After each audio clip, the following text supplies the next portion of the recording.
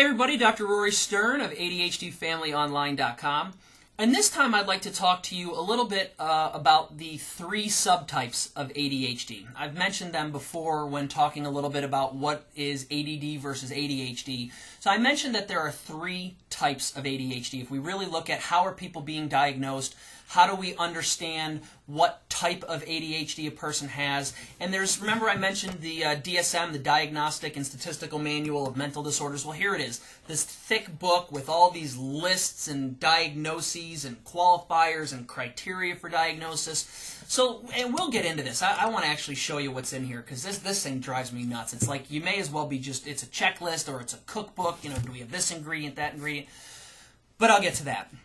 The three types of ADHD that I've talked about: predominantly hyperactive impulsive, predominantly inattentive, and combined typed. Almost said predominantly combined. That would make no sense. So again, predominantly hyperactive impulsive, predominantly inattentive, and then the combined type. What does that really mean? And does it tell you anything? Does it matter? Should you be walking around saying, I have ADHD, predominantly this? No. I think it's enough to know that you have ADHD or to understand that your brain is different. And that's where I wish you'd focus, is that your brain is different. You need things done differently. You need to express yourself differently. That's a whole nother issue. So what does it mean?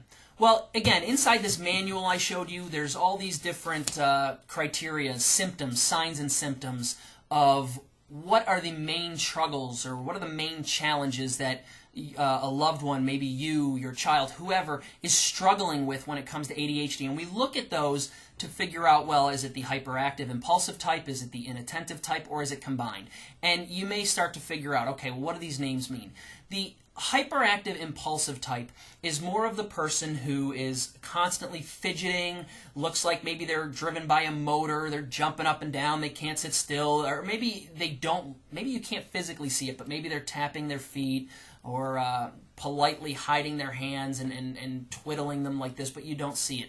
That's the hyperactive type. Now, the impulsive end is driven by a lot of the hyperactivity, is that you've constantly got something to say, you're going to blurt things out. The inattentive type is somebody who looks like they're daydreaming or appears to not be paying attention.